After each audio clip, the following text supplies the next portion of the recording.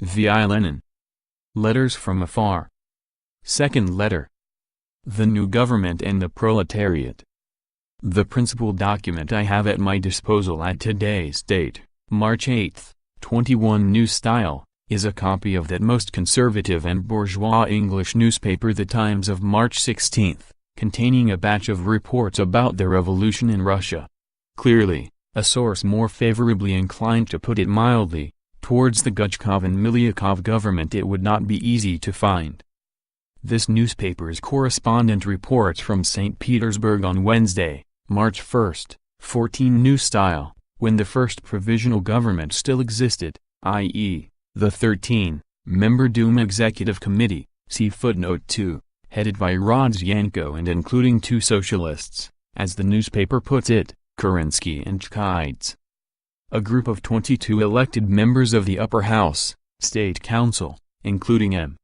Guchkov, M. Stakovich, Prince Dryabutsky, and Professor Valiev, Grimm, and Vernadsky, yesterday addressed a telegram to the Tsar imploring him, in order to save the dynasty, etc., etc., to convoke the Duma and to name as the head of the government someone who enjoys the confidence of the nation.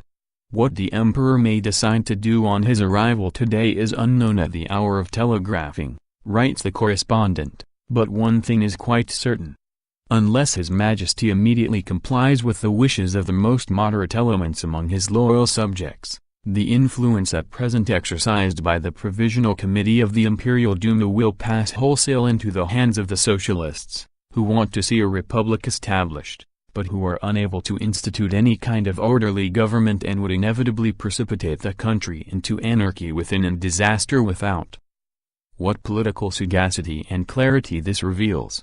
How well this Englishman, who thinks like, if he does not guide, the Guchkovs and Milyakovs, understands the alignment of class forces and interests.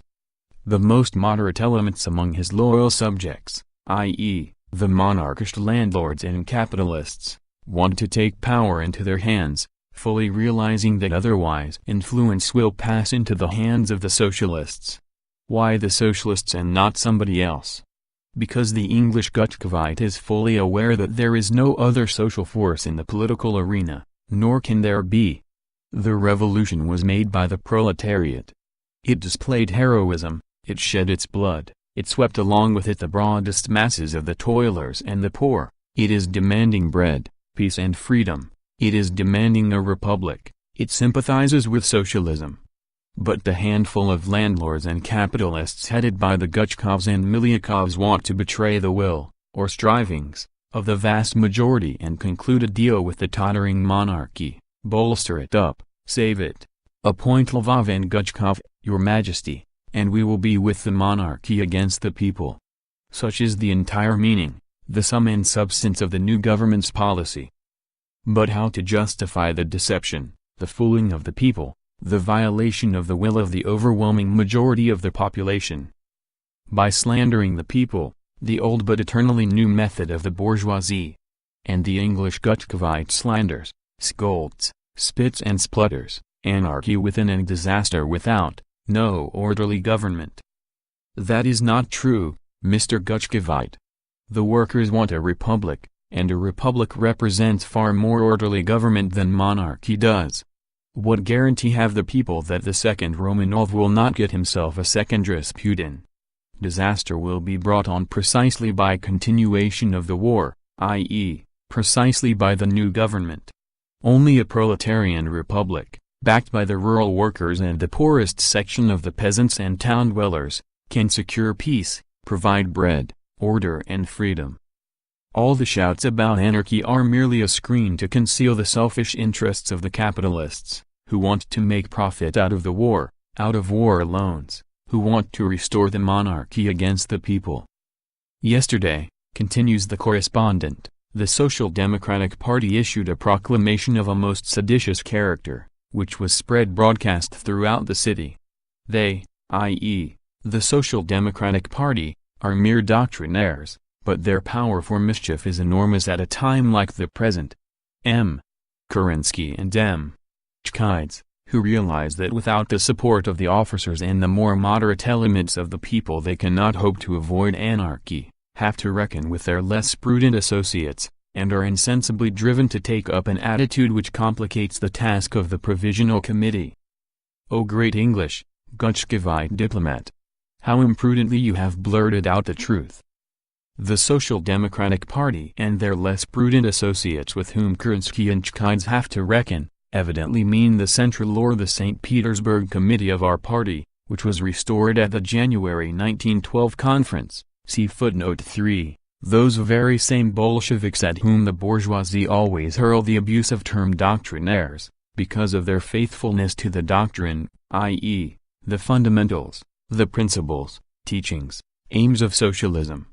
Obviously, the English Gutschkevite hurls the abusive terms seditious and doctrinaire at the manifesto, see footnote 4, and at the conduct of our party in urging a fight for a republic, peace, complete destruction of the Tsarist monarchy, bread for the people.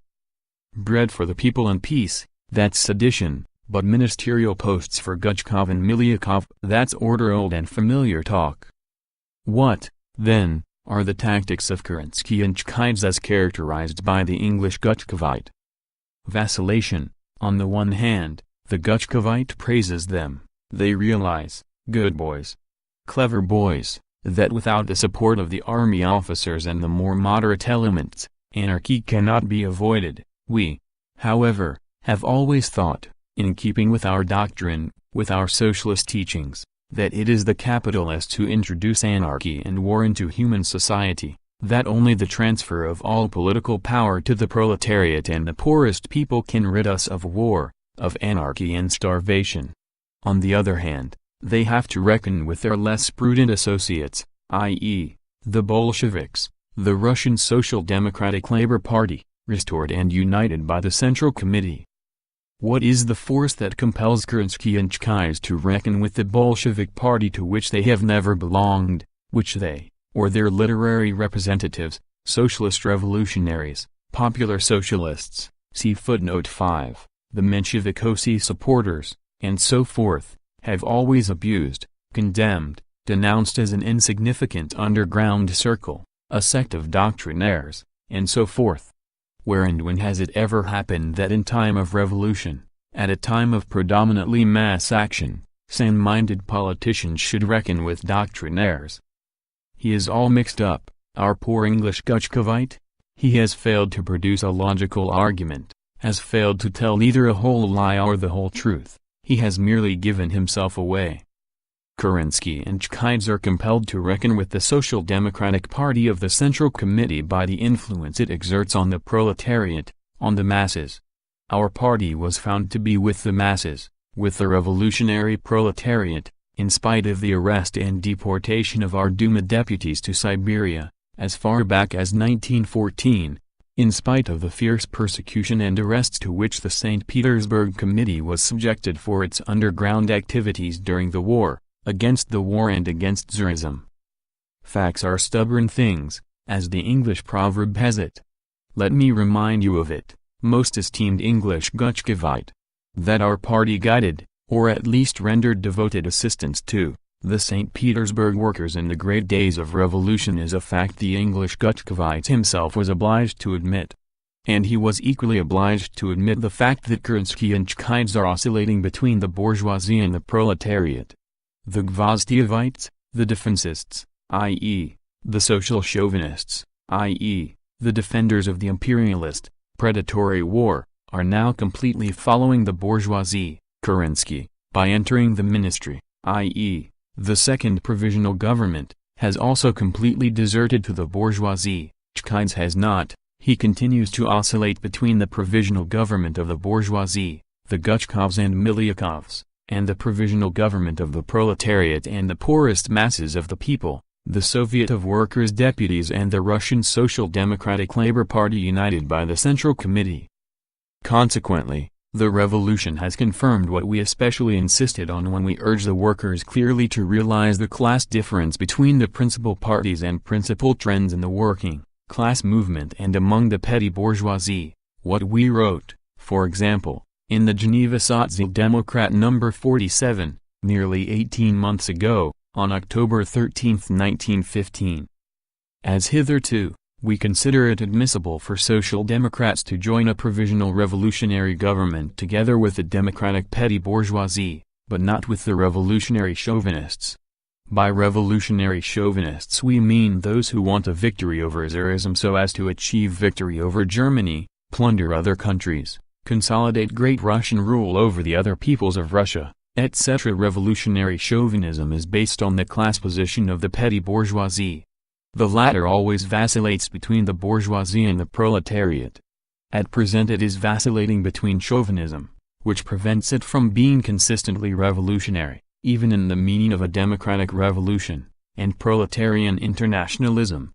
At the moment the Trudoviks, the socialist revolutionaries, Nasha's area, now Dialo, Chkaidz's Duma group, the organizing committee, Mr. Plekhanov and the like are political spokesmen for this petty bourgeoisie in Russia. If the revolutionary chauvinists won in Russia, we would be opposed to a defense of their fatherland in the present war. Our slogan is, against the chauvinists, even if they are revolutionary and republican, against them and for an alliance of the international proletariat for the socialist revolution. See footnote 1. But let us return to the English Gutschkeweit. The Provisional Committee of the Imperial Duma, he continues, appreciating the dangers ahead, have purposely refrained from carrying out the original intention of arresting ministers, although they could have done so yesterday without the slightest difficulty. The door is thus left open for negotiations, thanks to which we, British finance capital and imperialism, may obtain all the benefits of the new regime without passing through the dread ordeal of the Commune and the anarchy of civil war. The Gutschkewites were for a civil war from which they would benefit, but they are against a civil war from which the people, i.e., the actual majority of the working people, would benefit. The relations between the Provisional Committee of the Duma, which represents the whole nation, imagine saying this about the Committee of the Landlord and Capitalist Fourth Duma, and the Council of Labor Deputies, representing purely class interests. This is the language of a diplomat who has heard learned words with one ear and wants to conceal the fact that the Soviet of Workers' Deputies represents the proletariat and the poor, i.e., 9/10 of the population, but in a crisis like the present wielding enormous power, have aroused no small misgivings among reasonable men regarding the possibility of a conflict between them, the results of which might be too terrible to describe. Happily this danger has been averted, at least for the present. Note the at least. Thanks to the influence of M. Kerensky, a young lawyer of much oratorical ability, who clearly realizes, unlike Chkaids, who also realized, but evidently less clearly in the opinion of the Gutschkeweit, the necessity of working with the committee in the interests of his labor constituents, i.e., to catch the workers' votes, to flirt with them. A satisfactory agreement, see footnote 6, was concluded today, Wednesday, March 1, New Style 14, whereby all unnecessary friction will be avoided. What this agreement was, whether it was concluded with the whole of the Soviet of Workers' Deputies and on what terms, we do not know. On this chief point, the English Gutschkeweit says nothing at all this time. And no wonder. It is not to the advantage of the bourgeoisie to have these terms made clear, precise and known to all, for it would then be more difficult for it to violate them. The preceding lines were already written when I read two very important communications. First, in that most conservative and bourgeois Paris newspaper Le Temps, see footnote 7, of March 20, the text of the Soviet of Workers' Deputies Manifesto appealing for support of the new government, see footnote 8. Second, excerpts from Skoblev's speech in the State Duma on March 1, New Style 14, reproduced in a Zurich newspaper, Neue Zürcher Zeitung, 1 MIT. BL, March 21, from a Berlin newspaper, National Zeitung, see footnote 9. The Manifesto of the Soviet of Workers' Deputies, if the text has not been distorted by the French imperialists, is a most remarkable document. It shows that the St. Petersburg proletariat, at least at the time the manifesto was issued, was under the predominating influence of petty bourgeois politicians. You will recall that in this category of politicians I include, as has been already mentioned above, people of the type of Kerensky and Chkaids. In the manifesto we find two political ideas, and two slogans corresponding to them. Firstly, the manifesto says that the government, the new one, consists of moderate elements. A strange description, by no means complete, of a purely liberal, not of a Marxist character. I too am prepared to agree that in a certain sense. In my next letter I will show in precisely what sense, now, with the first stage of the revolution completed, every government must be moderate. But it is absolutely impermissible to conceal from ourselves and from the people that this government wants to continue the imperialist war, that it is an agent of British capital, that it wants to restore the monarchy and strengthen the rule of the landlords and capitalists. The manifesto declares that all Democrats must support the new government and that the Soviet of Workers' Deputies requests and authorizes Kerensky to enter the provisional government. The conditions, implementation of the promised reforms already during the war, guarantees for the free cultural, only, development of the nationalities, a purely cadet, wretchedly liberal program, and the establishment of a Speka committee consisting of members of the Soviet of Workers' Deputies and of military men, see footnote 10, to supervise the activities of the provisional government. This supervising committee, which comes within the second category of ideas and slogans, we will discuss separately further on. The appointment of the Russian Louis Blanc, Kerensky, and the appeal to support the new government is, one may say, a classical example of betrayal of the cause of the revolution and the cause of the proletariat, a betrayal which doomed a number of 19th-century revolutions, irrespective of how sincere and devoted to socialism the leaders and supporters of such a policy may have been. The proletariat cannot and must not support a war government, a restoration government. To fight reaction, to rebuff all possible and probable attempts by the Romanovs and their friends to restore the monarchy and muster a counter-revolutionary army, it is necessary not to support Gutchkov and Co., but to organize, expand and strengthen a proletarian militia, to arm the people under the leadership of the workers. Without this principle, fundamental, radical measure, there can be no question either of offering serious resistance to the restoration of the monarchy and attempts to rescind or curtail the promised freedoms, or of firmly taking the road that will give the people bread, peace and freedom. If it is true that Chkydze, who, with Kerensky, was a member of the first provisional government, the Duma Committee of 13, refrained from entering the second provisional government out of principled considerations of the above-mentioned or similar character, then that does him credit. That must be said frankly. Unfortunately, such an interpretation is contradicted by the facts, and primarily by the speech delivered by Skobelev, who has always gone hand in hand with Chkydze.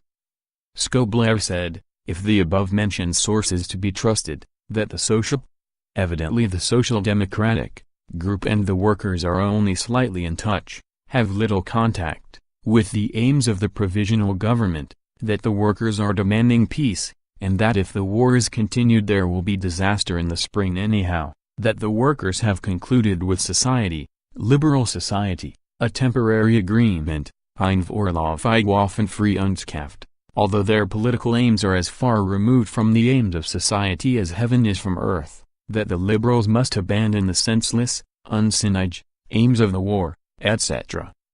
This speech is a sample of what we called above, in the excerpt from Sozialdemokrat. Oscillation between the bourgeoisie and the proletariat. The liberals, while remaining liberals, cannot abandon the senseless aims of the war, which, incidentally, are not determined by them alone, but by Anglo-French finance capital, a world mighty force measured by hundreds of billions. The task is not to coax the liberals, but to explain to the workers why the liberals find themselves in a blind alley, why they are bound hand and foot, why they conceal both the treaties Tsarism concluded with England and other countries and the deals between Russian and Anglo-French capital, and so forth. If Skobelev says that the workers have concluded an agreement with liberal society, no matter of what character, and since he does not protest against it, does not explain from the Duma rostrum how harmful it is for the workers, he thereby approves of the agreement. And that is exactly what he should not do. Skobelev's direct or indirect, clearly expressed or tacit, Approval of the agreement between the Soviet of Workers' Deputies and the Provisional Government is Skoblev's swing towards the bourgeoisie. Skoblev's statement that the workers are demanding peace, that their aims are as far removed from the liberals' aims as heaven is from earth, is Skoblev's swing towards the proletariat. Purely proletarian, truly revolutionary and profoundly correct in design is the second political idea in the manifesto of the Soviet of Workers' Deputies that we are studying, namely, the idea of establishing a supervising committee. I do not know whether this is what it is called in Russian, I am translating freely from the French, of proletarian soldier supervision over the provisional government. Now, that's something real. It is worthy of the workers who have shed their blood for freedom, peace, bread for the people. It is a real step towards real guarantees against Tsarism, against a monarchy and against the monarchists Kuchkov, Lvov and co. It is a sign that the Russian proletariat, in spite of everything, has made progress compared with the French proletariat in 1848, when it authorized Louis Blanc. It is proof that the instinct and mind of the proletarian masses are not satisfied with declamations, exclamations, promises of reforms and freedoms, with the title of minister authorized by the workers, and similar tinsel, but are seeking support only where it is to be found, in the armed masses of the people organized and led by the proletariat, the class-conscious workers. It is a step along the right road, but only the first step. If the supervising committee remains a purely political-type parliamentary institution, a committee that will put questions to the provisional government and receive answers from it, then it will remain a plaything, will amount to nothing. If, on the other hand, it leads, immediately and despite all obstacles, to the formation of a workers' militia, or workers' home guard, extending to the whole people, to all men and women, which would not only replace the exterminated and dissolved police force, not only make the latter's restoration impossible by any government, constitutional monarchist or democratic republican, either in St. Petersburg or anywhere else in Russia, then the advanced workers of Russia will really take the road towards new and great victories, the road to victory over war, to the realization of the slogan which, as the newspapers report, adorned the colors of the cavalry troops that demonstrated in St. Petersburg, in the square outside the State Duma.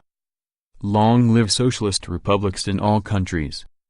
I will set out my ideas about this workers' militia in my next letter. In it I will try to show, on the one hand, that the formation of a militia embracing the entire people and led by the workers is the correct slogan of the day, one that corresponds to the tactical tasks of the peculiar transitional moment through which the Russian Revolution, and the World Revolution, is passing, and, on the other hand, that to be successful, this workers' militia must, firstly, embrace the entire people, must be a mass organization to the degree of being universal, must really embrace the entire able-bodied population of both sexes. Secondly, it must proceed to combine not only purely police, but general state functions with military functions and with the control of social production and distribution. On Lenin. Zurich, March 22, New Style 9, 1917. P.S. I forgot to date my previous letter March 20th, New Style 7. First published in 1924 in the magazine Bolshevik No. 3-4. Published according to the manuscript. Notes. 1. See present edition, Volume 21, page 403. Editor's note. 2. The first provisional government, or the Provisional Committee of the State Duma, was formed on February 27, New Style March 12, 1917. On that day the Duma Council of Doyens sent a telegram to the Tsar drawing his attention to the critical situation in the capital and urging immediate measures to save the fatherland and the dynasty. The Tsar replied by sending the Duma president, M.V. Rodzianko, a decree dissolving the Duma. By this time the insurgent people had surrounded the Duma building, the Taurida Palace, where Duma members were meeting in private conference, and blocked all the streets leading to it. Soldiers and armed workers were in occupation of the building. In this situation the Duma hastened to elect a provisional committee to maintain order in Petrograd and for communication with various institutions and individuals. The Provisional Committee was composed of V. Shulgin and V. N. Lvov, both of the extreme right, Octobrists S. I. Shidlovsky, I. Dmitriakov, M. V. Rodzianko, Chairman, Progressists V. Rzevsky and A. I. Konovalov, Cadets P. N. Milyakov and N. V. Nekrasov, the Trutova K. F. Kerensky, and the Menshevik Neshchikites. 3. The composition of the CC Bureau in Russia on March 9, New Style 22, 1917 was as follows: A. I. Lazarova, K. S. Yeremayev, V. N. Zalesky, P. Zalutsky, M. I. Kalinin, V. M. Molotov, M. S. Olminsky, A. M. Smirnov, Y. D. Stasova, M. I. Ulyanova, M. I. Kokarev, K. M. Shvechikov, A. G. Shliapnikov and K. I. Shutko. On March 12, New Style 25, G. I. Bakiai and M. Kamaranov were added, also J. V. Stalin, with voice but no vote. The Petrograd Committee of the RSTLP was formed at a meeting on March 2, New Style 15, 1917, and was composed of all those who had served on the illegal committees and newly co-opted members. The composition was: B. Vyavanov, N. K. Antipov, B. Zemchuzin, V. N. Zalesky, M. I. Kalinin, N. P. Komarov, L. M. Kailev, V. M. Molotov, K. Orlov, N. I. Podvsky, P. I. Stukchatka, V. V. Schmidt, K. I. Shutko and A. G. Shliapnikov, representing the Central Committee Bureau. For the January, Prague, conference, to which Lenin refers, see note number 95. 4. This refers to the manifesto of the Russian Social Democratic Labor Party to all the citizens of Russia, issued by the Central Committee and published as a supplement to Izvestia of February 28, New Style March 13, 1917, number 1. Lenin learned of the manifesto from an abridged version in the morning edition of the Frankfurter Zeitung, March 9, New Style 22, 1917. On the following day he wired Pravda in Petrograd via Oslo, have just read excerpts from the Central Committee Manifesto. Best wishes. Long live the proletarian militia, harbinger of peace and socialism. 5. See note number 75. 6. References to the agreement concluded on the night following March 1, New Style 14, 1917 between the Duma Provisional Committee and the Socialist Revolutionary and Menshevik leaders of the Petrograd Soviet Executive Committee. The latter voluntarily surrendered power to the bourgeoisie and authorized the Duma Provisional Committee to form a provisional government of its own choice. 7. Le Thème, a daily paper published in Paris from 1861 to 1942. Spoke for the ruling element and was the factual organ of the French Foreign Ministry. 8. The Manifesto of the Executive Committee of the Soviet of Workers' and Soldiers' Deputies was published in Izvestia on March 3, New Style 16, 1917, number 4, simultaneously with the announcement of the formation of a provisional government under Prince Lvov. Drawn up by the Socialist Revolutionary and Menshevik members of the Executive Committee, it declared that the democratic forces would support the new government to the extent that it carries out its undertakings and wages a determined struggle against the old regime. The manifesto did not mention the fact that the Soviet had authorized Kerensky to join the new government, inasmuch as on March 1, New Style 14, the Executive Committee had decided not to delegate democratic representatives to the government. Le Temps reported this in a dispatch from its correspondent. On March 2, New Style 15, the Soviet, defying the protest of the minority, approved Kerensky's entry into the government as Minister of Justice. 9. Neue Zürcher Zeitung, a bourgeois newspaper, founded in Zurich in 1780 and until 1821 published under the name Zürcher Zeitung, now the most influential paper in Switzerland. National Zeitung, a capitalist newspaper published in Berlin from 1848 to 1938, beginning with 1914 appeared under the name Aktuellblatt. National Zeitung. 10. The foreign press reported the appointment by the Petrograd Soviet of a special body to keep check on the provisional government. On the basis of this report, Lenin at first welcomed the organization of this control body, pointing out, however, that only experience would show whether it would live up to expectations. Actually, this so-called Contact Committee, appointed by the executive on March 8, New Style 21, to influence and control the work of the Provisional Government, only helped the latter exploit the prestige of the Soviet as a cover for its counter-revolutionary policy. The Contact Committee consisted of M. I. Skoblev, Y. M. Steklov, N. Sukhanov, V. N. Filipovsky, N. S. Chkidze and, later, V. M. Chernov and Igit Zaratelli. It helped keep the masses from active revolutionary struggle for the transfer of power to the Soviets. The committee was dissolved in April 1917, when its functions were taken over by the Petrograd Soviet Executive Committee Bureau. End of Letter 2.